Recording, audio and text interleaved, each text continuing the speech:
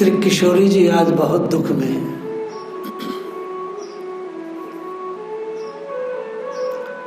श्री किशोरी जी आज कुंज में आई हैं और भगवान श्याम सुंदर से कहती हैं, हे पीता, मैं तुम्हें क्या बताऊं कि मुझे और तुम्हें लेकर इस ब्रज में कितना उपहास किया जा रहा है। मैं तो अपने कानों से रोज रोज ये चर्चा सुनकर मन ही मन चुप होकर रह जाती हूं, किसी से कुछ नहीं कह पाती। भगवान मानो कह रहे हो, क्यों, क्या हुआ, क्या हुआ? किशोरी कहते हैं, जिस दिन तुमने सभी ग्वाल वालों को पछाड़ते हुए उस नई गाय की पैरों को बांधकर जो दूध दुआ था और अपने विजय भाव के स्वाभाविक उत्साह से, सहज भाव से मेरी बाह थाम ली थी, क्योंकि भगवान बहस कर रहे थे कि इस गाय को मैं दूंगा, और श्री राधा रानी कहती थी, गैया मेरे अलावा किसी को दूध नहीं देती है। तो लाल जी ने उस गाय को भी नथ लिया, अर्थात उसके पैरों को नोही से बांधा और दूध भी दू लिया।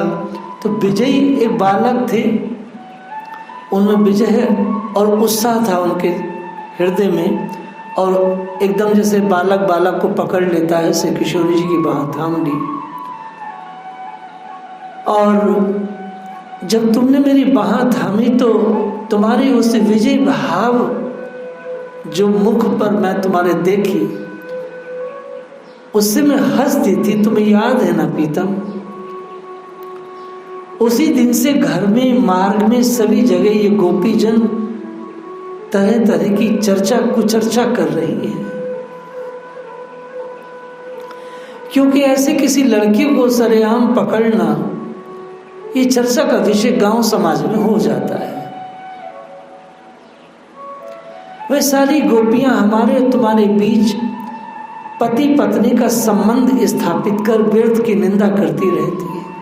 अभी तक भगवान ने श्री गोपियों को वह प्रेम नहीं दिया है, और ये सब स्मरण लीला, ये सब गोपी जनरास की बात कर रही हैं।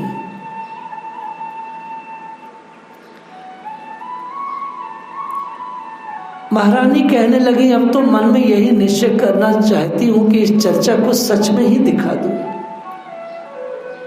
हे नंदनंदन, अब मैं तुम्हारे प्रति सच्चे पतिव्रत का पालन करूंगी। महारानी बहुत दुखी है। संसार में, लोकाचार में भी देखा गया है, कोई स्त्री पुरुष आपस में प्रेम करते हैं तो निंदा होती ही है। यही किशोरी जी दिखा रही हैं अपने लीला से।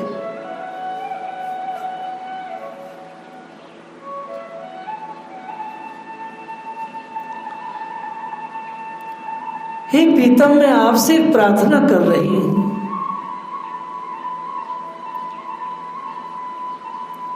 इस बदनामी और परिस्थिति को देखते हुए मैं हाथ जोड़कर निवेदन करती हूं, आज के बाद इन गलियों में कभी मत आना, और यदि आ जाओ तो ऐसे करके आना कि मुरली की मधुर ध्वनि मेरे कानों तक न पहुंचावे। यदि मुरली की ध्वनि मेरे कानों तक आएगी तो फिर मैं उस मुरली को सुन करके अपने को रोक न पाऊंगी। इससे हे प्रीतम, प्रेम में कलंक लगेगा, बदनामी बढ़ेगी। मन वचन क्रम से सच कहती हूं, मेरा मन तुम्ही से लगा है। हे कृष्ण, तुम तो अंतर्यामी हो, फिर मेरे मन की बात क्यों नहीं समझते? यदि समझ गए हो तो समझकर उसे पूरा क्यों नहीं करते? भगवान ने जो उत्तर दिया तो बहुत उच्च कोटि का वो दर्शन है। भगवान संबंध के रहस्य पर बात कर रहे हैं। हंसी बोले गिरधर रसबानी, गुरुजन खींच कतही रिस पावती, काहे को पछतानी। हंसते हुए भगवान ने रसपूर्ण वाणी से कहा, हे किशोरी, गुरुजनों के क्रोध करने पर तुम क्यों व्याकुल होती हो? क्योंकि गुरुजन तो क्रोध करेंगे ही करेंगे, क्योंकि वो वेद आचरण का पालन जो करते हैं। और इस प्रेम संबंध को स्थापित करके पछताती भी क्यों हो तुम? मेरी समझ में ये नहीं आता, प्रेम भी करती हो और पछताती भी हो। हे प्यारी, इस संसार में देह धारण करने का धर्म बस सिर्फ इतना ही है। भगवान बहुत ही निर्णायक बात बोल रहे हैं। इस संसार में देह धारण करने का धर्म बस केवल और केवल इतना ही है कि प्रिय के प्रति संपूर्ण भाव से प्रेम हो और गुरुजनों की बाधा को बाधा न माना जाए। क्या बात कही भगवान ने। प्रिय के प्रति संपूर्ण भाव हो, संपूर्ण भाव से प्रेम हो, संपूर्ण समर्पण हो। भगवान एक ही समय दो बात कह रहे हैं, संपूर्ण भाव राशि अपने प्रीतम के प्रति हो और गुरुजन की बाधा को बाधा ना माना जाए। क्या बात है।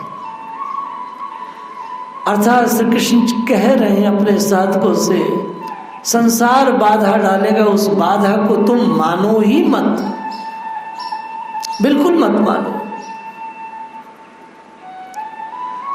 तुम्हारे प्रेम संबंधों को लेकर अगर गुरुजन, स्वजन, कुटुंबी जन और घर के प्राणी कुछ कहते हैं तो यह उनका धर्म है। भगवान बिल्कुल पक्षपात नहीं कर रहे हैं। भगवान वैदिक धर्म के अनुयायी जितने संसार के लोग हैं उनका भी संपादन कर रहे हैं। कहते हैं उन सबका धर्म है, तुम उन्हें कहने दो, उन्हें कहना ही चाहिए। तुम इसकी चिंता क्यों करती हो? यदि वो कह रहे हैं तो इससे क्या होगा? क्या इस लोक निंदा से तुम्हारी बुद्धि और हृदय हमारे प्रेम संबंधों को भुला देंगे? भगवान की बहुत ही गहरी बात थी। संसार में जो लोक निंदा से डरता है, संसार में जो अपनी हानि से डरता है, अर्थात इन दोनों चीजों से यदि उसकी बुद्धि में, उसके मन में प्रेम संबंध अगर भुला दिए गए हैं तो फिर उसका सच्चा प्रेम नहीं है। भगवान आश्चर्य कर रहे हैं। लोक निंदा से तुम्हारा हृदय और बुद्धि क्या बदल गई, या तुम्हारी स्मृति कुछ विस्मित हो गई है, या तुम्हें मोह हो गया है संसार की तरफ से जो ऐसी बातें कर रही हो? श्री कृष्ण कहते हैं, तुम लोकलाज के भय से इस प्रेम को क्यों छोड़ती हो प्यारी? और क्यों ब्रज में बसकर भूल गई कि इस प्रेम भूमि में प्रेम ही जीवन है, श्री कृष्ण अर्पण ही देह धारण का धर्म है। संसार में जितने भी मानव हैं उनका बस एक ही धर्म है, और विशेषकर ब्रजभूमि में जो जन्मे हैं, इस प्रेम भूमि में प्रेम ही जीवन है और हर ब्रजवासी का श्री कृष्ण अर्पण ही उसकी देह का धर्म है। भगवान कहते हैं, हे किशोरी, हमारा शरीर चाहे दो हो, उनमें एक ही प्रेमपूर्ण मन निवास करता है। मैं तुम में और अपने में कोई भेद नहीं समझता। ये ब्रजवासी भी इस रहस्य को नहीं समझते हैं कि हम और तुम अनादि काल से दो शरीर एक प्राण है। भगवान ने संबंध के रहस्य पर आज प्रकाश डाला।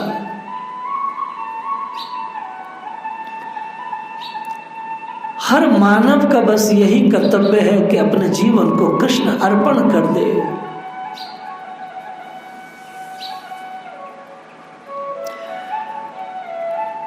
लोग संसार के और कुटुंब के पालन पोषण के लिए भगवान को उस स्तर से नहीं चाहते हैं जिस स्तर से चाहना चाहिए। लोग भक्ति तो करते हैं, लोग भोग भी लगाते हैं, आरती भी करते हैं, नाम भी जपते हैं, लेकिन ये सारे कार्य करते में वह अपने परिवार के पोषण और परिवार के सुख शांति के लिए चिंतन करते हुए सब कार्य करते हैं। सो भगवान का वो शाश्वत प्रेम उन्हें नहीं मिल पाता।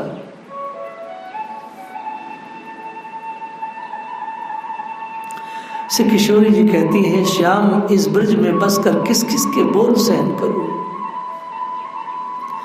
अब तो आपके सिवा कोई ऐसा नहीं जो मुझे समझे। तुम ही मेरे जीवन धार हो, पर संकोच बस तुमसे कुछ कह नहीं पाती हूं।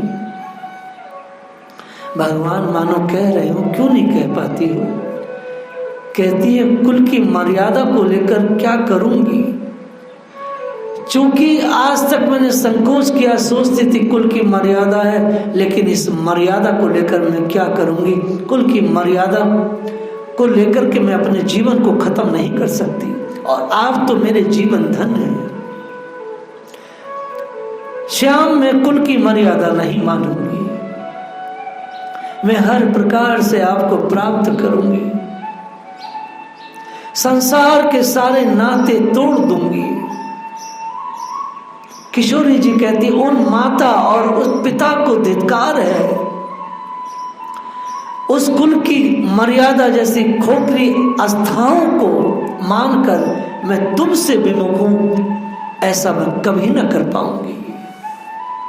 और यही बात मीरा जी ने कहा है, कुल की मर्यादा जैसी खोखली आस्थाओं को मानकर मैं कृष्ण तुम्हें भजना नहीं छोड़ सकती।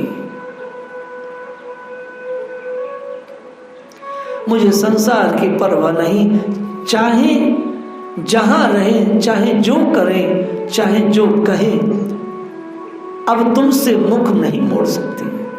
श्री किशोर जी की दृढ़ता को देखकर भगवान पिघल रहे हैं।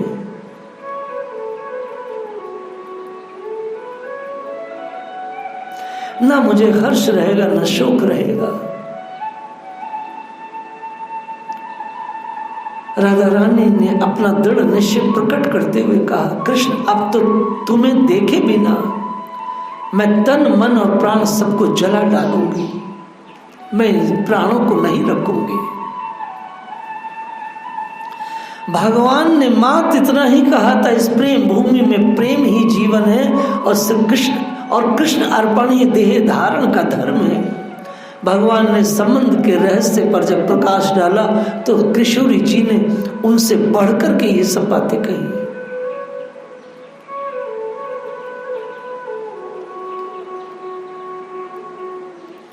भगवान ने समझाया भी उन्हें एक बार। लोगों अपवाद से त्रस्त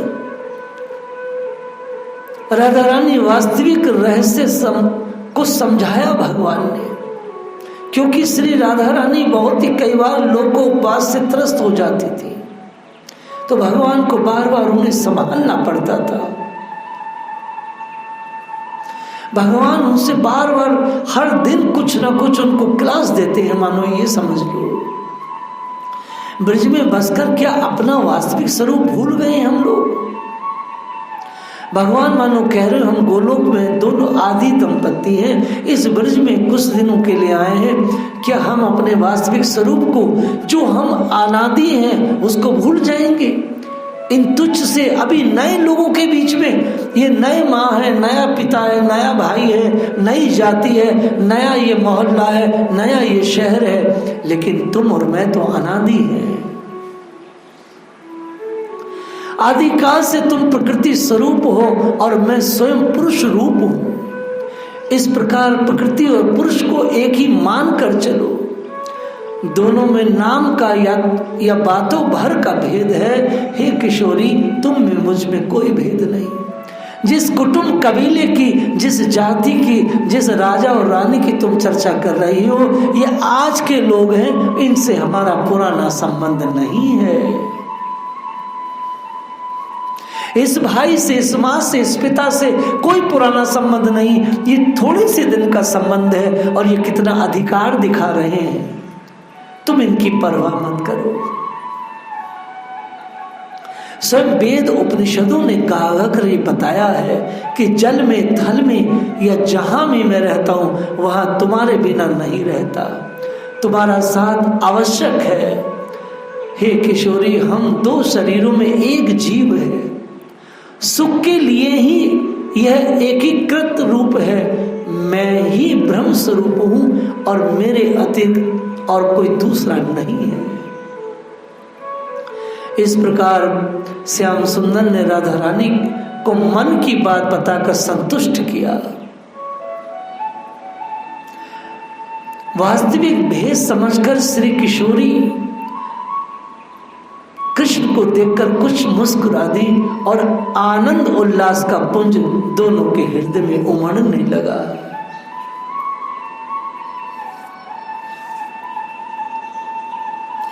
वास्तव में भगवान को बार बार राधा रानी को समझाना पड़ता है, बार बार समझाना पड़ता है। हम भी सब वही लोग हैं। ये जो माता पिता, ये कुटुंब, कबीला, जाति, मोहल्ला, शहर मिले हैं, ये क्षणिक है, थोड़े से दिन के लिए हैं। लेकिन हमारा पुरातन और सनातन जो हमारा संबंध है वो तो भगवान से है और भगवान के भक्तों से है, ना कि इस कुटुंब कबीले से है, ना कि इस जाति से है। प्रकृति पुरुष का नित्य रहस्य समझने पर नागरी राधा रानी मन हर्षित में होते हुए चल रही है। कृष्ण के जन्म जन्मांतर के पुरातन प्रेम को जानकर उनका मन अत्यधिक आनंदित हुआ है। राधा रानी सोचने लगी कि मैं प्रकृति स्वरूपा उनकी स्त्री हूं और पुरुष स्वरूप कृष्ण मेरे पति हैं। इस शाश्वत संबंध को मैं क्यों ना और कैसे भूल गई। हे देव, ऐसे क्या हुआ जो मैं अपने पति के संबंध को भूल गई। भला इस शाश्वत प्रेम संबंध में कौन माता और कौन पिता। अब किशोरी जी के मुख से ये बातें निकल रही है हृदय में। कौन बंधु, कौन बांधव, ये तो नई भेंट है, ये तो नया नाता है जो वस्तुतः शाश्वत प्रेम के मार्ग में सबसे बड़ी बाधा है। आज प्यारी ने जान लिया कि मेरी और कृष्ण की यह प्रेम लीला तो जन्म जन्म और युग युग की है। किसी एक या इस जन्म की नई नहीं है। प्रभु कृष्ण की यह अद्भुत लीला है जिसके वशीभूत होकर राधा रानी विवश हो गई है।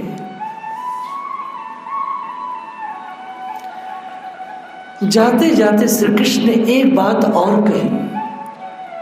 भगवान का ज्ञान बहुत अद्भुत है, उसको समझने के लिए कुछ बुद्धि और गुरुजनों की कृपा चाहिए।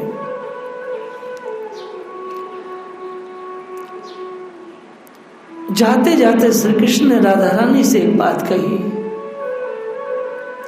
प्रेम और संसार की रीति को समझाते हुए भगवान ने वैदिक धर्म का व्याख्यान दिया। वैदिक धर्म का व्याख्यान क्या है? इससे पहले जो मैं बोल रहा हूं ये भागवत धर्म है। भगवान कहते हैं संसार में शरीर धारण करने के कारण यही है कि हम लोक लाज और कुल की मर्यादा का कभी भी परित्याग न करें। देखो भगवान अब भ्रमित कर रहे हैं श्री किशोरी जी को। इसी से सब भला भला कहेंगे। अर्थात यदि हम लोक लाज और कुल की मर्यादा का पालन करते हैं तो संसार हमें भला कहता है, अन्यथा लोग कहेंगे कि अमुक ने लोक लाज छोड़कर कुल का नाम डूब दिया। इसलिए सबके हित के लिए यही अच्छा है कि माता पिता के डर को माना जाए, अपने बंधु बांधव और कुटुंबियों के सब लोगों का उचित मान सम्मान किया जाए। हे राधा, माता पिता का आदर करना, उनका कहना मानना मुझे भी अच्छा लगता है, क्योंकि शरीर धारण करके आत्मा माया के बस में हो गई है। इसलिए जग बंधन के निर्वाह के लिए जग के नाते बंधन भी स्वीकार कर मनुष्य मजबूरी बस करता ही है। परंतु इसलिए हे वृषभानु नंदिनी, मेरी बात सुनो, अभी संसार से अपना पुरातन प्रीति को छिपा लो, अभी छुपा लो, अभी किसी से कुछ मत कहो और ये विश्वास रखो कि हम दोनों एक हैं। भगवान ने 90% जो व्याख्यान दिया जो भागवत धर्म का, और 10% व्याख्यान दिया तो वैदिक धर्म का। अब इसकी व्याख्या हम आपसे कर रहे हैं।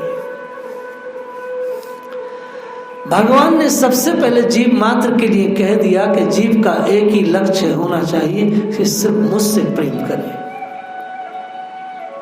लेकिन भगवान ने यह भी कह दिया कि जो लोग मुझसे प्रेम नहीं करते हैं और जिनको मुझसे प्रीति नहीं है, उनको वेद की जो रीति है, वेद का जो आचार संहिता है, उसके अनुसार वो जीवन जिए, अर्थात बंधु बांधवों को भी समझे, गुरुजनों को भी समझे और जाति कुल की मर्यादा जो है उसका पालन करे। भगवान का गूढ़ रहस्य था ये गूढ़ उनका व्याख्यान था।